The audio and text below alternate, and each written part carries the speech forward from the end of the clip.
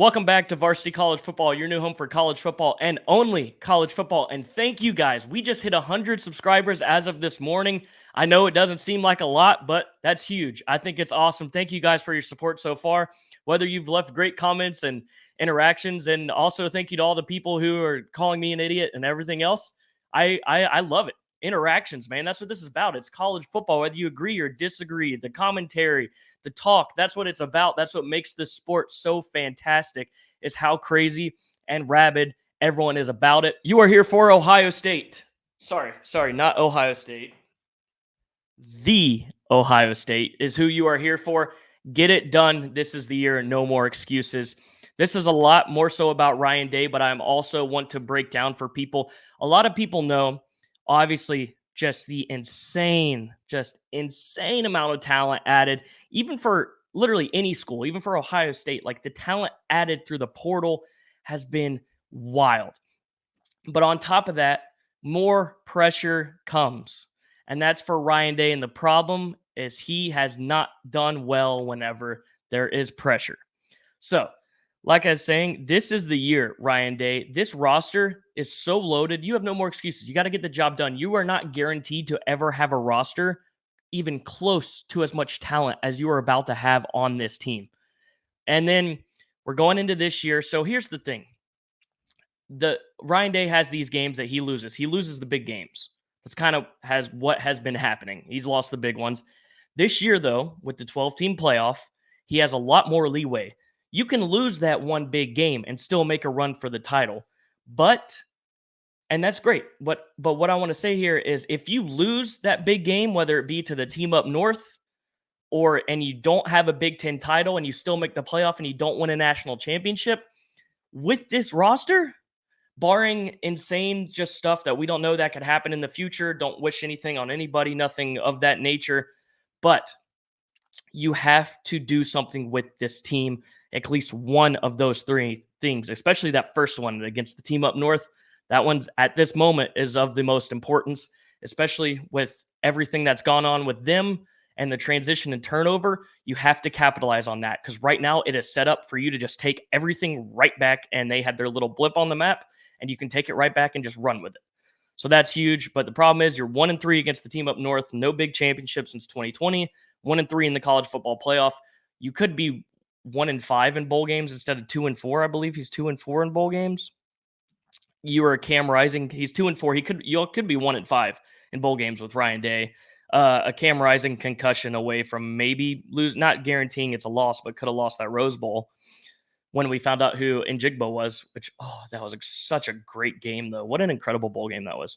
And then the national championship, obviously, against Bama, where the game was basically over at half. But what I want to say is, I've been trying to gauge, like, Ohio State fans, obviously people you talk to online all the time aren't the normal feel of the fan base.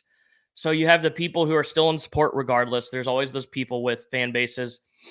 And then you have a lot of even just national types, national media, whatever, talking about Ryan Day's record. 56-8 is what I continually see touted. And that is great. Yeah, that's great. 56-8 is great, but it's not elite. And I feel like there's a lot of people that say Ryan Day, they would want him gone this year if he doesn't do things that I listed earlier. And there's people that say, well, you'd be stupid to fire a coach with this record. Here's the thing, and I might be wrong. I'm going to give how I view Ohio State, and obviously this is all my opinion. I mean, that's what you're watching. But I view Ohio State in a different light. Is Ryan Day a good to great coach? Yeah. Is he an elite coach? No, because if he was an elite coach, he would have won a lot more. Which is crazy, because you're like 56-8. Yeah. But the thing is, it's Ohio State. We got to stop comparing records and programs as if they're equal. If we had a coach at Auburn who was 56-8, he would be walking on water. I mean, it would be like, oh my God, just absolute craziness. You got 56 at Ohio State. That doesn't cut it, especially with those 8 losses being what they are. There's a standard at Ohio State that is different from basically 99% of other college football. Alabama and Ohio State are two of the programs where, if you're not always elite, it's not great and it's not good enough. It's just not good enough. That's how I view Ohio State. You're talking about the program with 7 Heisman winners, the program with 41 conference championships, 8-time national championships, the Ohio State. This isn't, not to down anyone, Oregon, don't want to, I mean, they're on the up and rising, obviously, but this is a different program. 56-8 at Ohio State is not the same as 56-8 at other places. This program breeds excellence. This program is excellence. It has always been a winning way and a winning culture, and they're missing out on the ultimate prize and smaller prizes that they should have been able to capitalize on in the past in some of these teams under Ryan Day. And if he can't do it with this team, man, I think you got to, I mean, I could be wrong. Like I said, I could be gauging it wrong. That's just how I view Ohio State. All right, so let's talk about the additions. We're going to go on to the transfer portal. Sorry about that rant. That may have been just, you could agree or disagree, but that's what's great about it. You can, but that's just how I view Ohio State as an outsider. I just view it as, I see the Ohio State logo and I just see excellence, and that's how I view it. And I think that's the standard that should be upheld regardless. We're moving on. Sorry, I can rant on Ryan Day all day. We're going to talk about the additions. First off, I want to talk about the transfer portal, which are the additions. But when you go and look at the 247 team portal rankings, of all the teams ranked in the top 25, Ohio State has the least amount of transfers with 7. But here's the thing. They're ranked 8th in the rankings. But if you go to player average, which is quality of overall player, they have a 94 flat, which is the highest of all teams in the transfer portal. Ole Miss, Colorado, anyone you want to list. So to me, you have the highest quality of players, and you didn't need quantity like some of these other teams. You needed quality, and you went and got the highest quality you could pretty much in your positions of needs. You got an O-line, an offensive lineman, which is needed. You got Will Howard, who is insanely underrated. And you got Caleb Downs, Quinshon Judkins. It still sounds crazy to say. Just, it's absolutely insane. Also, thank you guys for taking those 2 players out of the SEC. But it speaks for itself. This is the best transfer portal class regardless. Don't look at numbers. Quality overall players. Your transfer portal class blows everything out of the water. So I want to start with Will Howard, because I've actually watched this guy play a pretty decent amount, and I think he gets, I don't know, it's most likely probably because he plays at Kansas State. But I mean, I just want to start with his ability to not be rattled. Obviously, he comes in 2022, leads for Adrian Martinez, and leads them to a Big 12 title over undefeated TCU, where he threw for 2 touchdowns. And he was able to take over that team and earn respect, which is something not to overlook. Obviously, like that was a few years ago, yes. But then he was named team captain in 2023. And I keep hearing he just has to be good enough to not mess up. Will Howard just has to be good enough not to mess up. There's so much talent around him. That's not how you doesn't need to be a game manager kind of guy. That's not how you want to operate with your team. That's not the kind of precedent you want to set with your quarterback. With the experience and time he has in college football, his leadership could be insanely useful for this team and experience. You need him to be able to take control of that offense. You need to be able to trust him and let him make plays. And here we go. This is the biggest thing. He gets knocked for his passing game, and I really want to point this out. So they're like, yeah, he's not the greatest passer, blah, blah, blah, blah. And I get that. Everyone's got their own opinions, and you can look at numbers, and I got the numbers that I like to look at. Kansas State's passing touchdowns record. Will Howard, fourth in career completions at Kansas State. He had a streak of throwing multiple touchdowns in 8 consecutive games spanning 22 to 23, which was the longest streak by a Kansas State quarterback since 1982. So let's go back to 2022. He threw for over 1,600 yards, 15 touchdowns to 4 interceptions on 119 of 199 passes. And he helped lead their offense to 418.8 yards per game on average and 210.5 passing yards per game, which was the best the offense has operated since 2014. If he can do that at Kansas State, with all this talent and everything Ohio State has, imagine what he can do there. 2023 alone, this is stuff that people got to start talking about more. 2023 alone, he got votes for the Big 12 Offensive Player of the Year. He was 7th nationally in points responsible for per game. He was 2nd in the Big 12 in passing touchdowns and touchdowns responsible for. He became the first player in Kansas State history to throw for 250 yards in 4 straight games in a single season. You can knock this guy if you want. Like I'm saying, you can knock him all you want.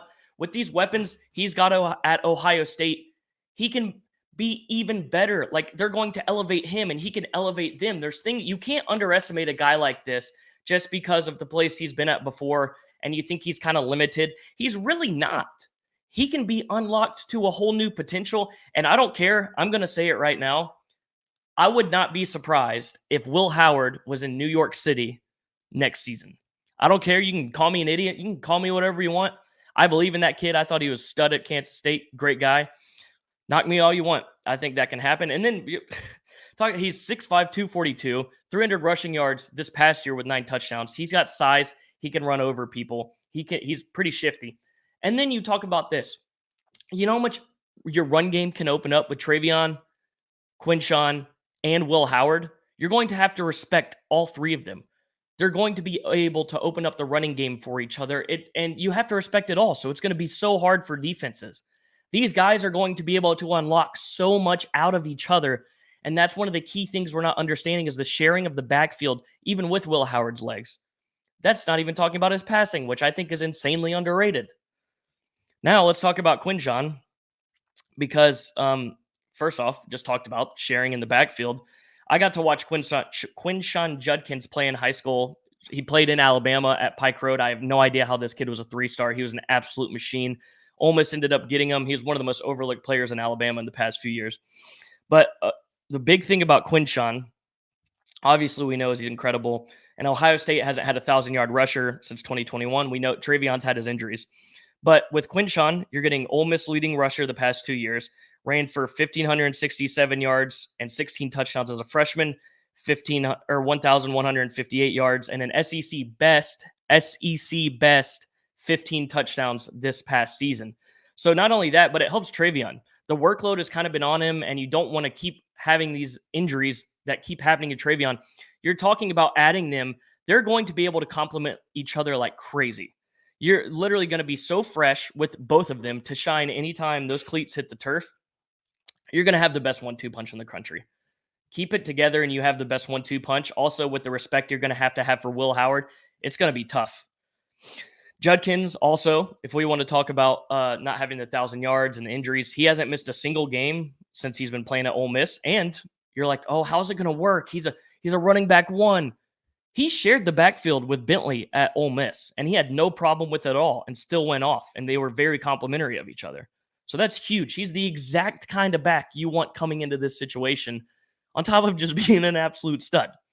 So I'll move on from Quinshon to Caleb Downs, the massive, just absolutely unbelievable player that you stole from Georgia. He was the unanimous number one player in the class of 2023. Number one player in the state of Georgia, or he was a 5-star in 2023, the number one player in the state of Georgia. I apologize. Freshman All-American, first team All-American by PFF, SEC Freshman of the Year, 107 tackles, 2 interceptions. First Alabama freshman to lead his team in tackles in program history. Easily the top player in the portal. He grew up very close to Georgia. He lived in Georgia, obviously, but close to Athens. And you got this kid. You went in and you stole him, and you have an NFL safety on your roster, which should be on adding to the best defense in college football by like a country mile. I mean, there's really not any other teams on paper and just production, which we'll get into in a minute, even coming back. And then moving on from Caleb Downs, you don't even have to speak much on him. His name alone is just like, holy, it's crazy. But Julian Sand, you got him, huge win. Bill O'Brien kind of helped with that. You don't really know that situation, the whole Boston College thing, blah, blah, blah. That's for another day. Nothing is fully confirmed on anything in that. You had Seth McLaughlin from Alabama as well. He's famously known for his passing miscues against that team up north in the semifinal. But he's a great blocker, and he's very versatile on the offensive line. He can play guard. But they actually asked him the other day about playing center and snapping miscues. He said, I came here just as an offensive lineman. I didn't come for a specific position. There's a lot of talent in the room, and I'm just going to try to fit in the best way I can. So you had a lot of snapping issues last year, and obviously if those don't get fixed and they continue to be a problem, he's versatile. Like I said, you can move him around on the offensive line, and he's going to be a great blocker for you, run blocking, pass blocking, whatever. So if that doesn't work out, which hopefully it does, it's not wasted. You still have a guy you can pick and plug in other places. So we talked about that's basically the transfers. And then you just have all this. And then obviously Jeremiah Smith, the number one wide receiver, coming in as well from your recruiting class. Absolutely insane. But on top of this, you have a ton of elite talent returning as well. Donovan Jackson's coming back. If y'all don't know this is huge for them. He started 26 games over the past 2 seasons at left guard. Insanely huge for Ohio State getting Donovan Jackson back. I mean, they got so many key contributors back. It's actually insane how many guys that could have gone to the NFL decided to come back this year to Ohio State. Emeka Egbuka, 74 passes in 2021, caught 1,151 yards, 10 touchdowns. And then obviously this past year, you had the ankle injury, missed a few games, still had 515 yards, 4 touchdowns. But I mean, it's really hard to recover from that midseason, and just it throws the whole year into a whirlwind. It kind of messes it up. But him coming back, that's an NFL player, NFL wide receiver right there. He's your seniority guy. He can be your go-to guy out of the slot. And then, like I said, your wide receivers it's a little bit inexperienced.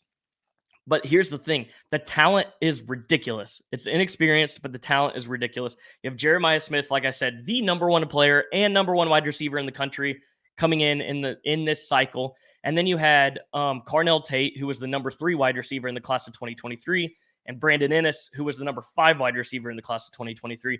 So you got guys, man. You got guys, just got to get comfortable. Got to get comfortable.